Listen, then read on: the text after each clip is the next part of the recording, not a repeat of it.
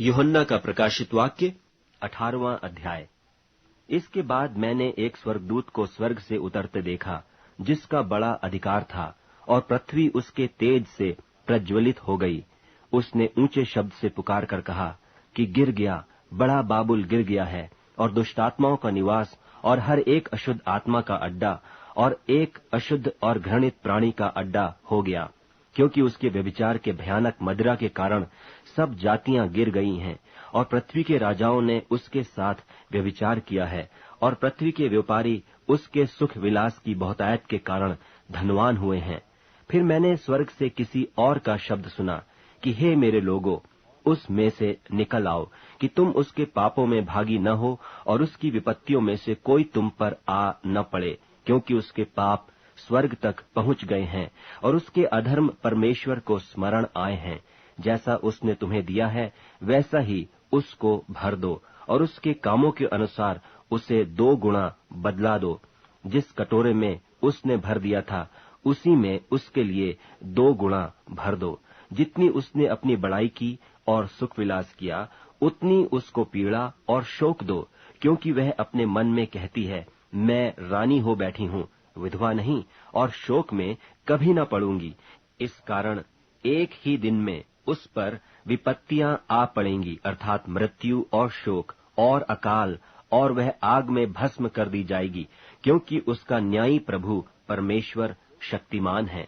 और पृथ्वी के राजा जिन्होंने उसके साथ व्यभिचार और सुख विलास किया, जब उसके जलने का धुआं देखेंगे तो उसके लिए रोएंगे और छाती पीटेंगे, और उसकी पीड़ा के डर के मारे दूर खड़े होकर कहेंगे, हे बड़े नगर बाबुल, हे दृढ़ नगर, हाय हाय, घड़ी ही भर में तुझे दंड मिल गया है। और पृथ्वी के व्यापारी उसके लिए रोएंगे और कल्पेंगे, क्योंकि अब कोई उनका माल मोल न लेगा, अर्थात सोना चांदी, रत्न मोती और मलमल और बैजनी और रेशमी और किरमिजी कपड़े और हर प्रकार का सुगंधित काठ और हाथी दांत की हर प्रकार की वस्तुएं और बहुमोल काठ और पीतल और लोहे और संगमरमर के सब भांति के पात्र और दारचीनी, मसाले, धूप, इत्र, लोबान, मदिरा, तेल, मैदा, गेहूं, गाय, बैल, भेड़, बकरियां, घोड़े, रथ और दास और मनुष्यों के प्राण, अब तेरे मन भावने फल तेरे पास से जाते रहे,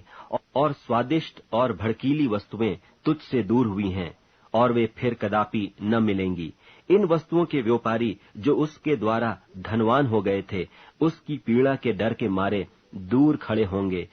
और रोते और कल्पते हुए कहेंगे, हाय हाय, यह बड़ा नगर जो मलमल और बैंजनी और किरमिजी कपड़े पहने था और सोने और रत्नों और मोतियों से सजा था, घड़ी ही भर में उसका ऐसा भारी धन नाश हो गया, और हर एक माझी और जलयात्री और मल्लाह और जितने समुद्र से कमाते हैं सब दूर खड़े हुए और उसके जलने का धुआं देखते हुए पुकार कर कहेंगे, कौन सा नगर इस बड़े नगर के समान है, और अपने अपने सिरों पर धूल डालेंगे और रोते हुए और कल्पते हुए चिल्ला चिल्ला कर कहेंगे कि हाय हाय, यह बड़ा नगर जिसकी संपत्ति के द्वारा समुद्र के सब जहाज वाले धनी हो गए थे, घड़ी ही भर में उजड़ गया।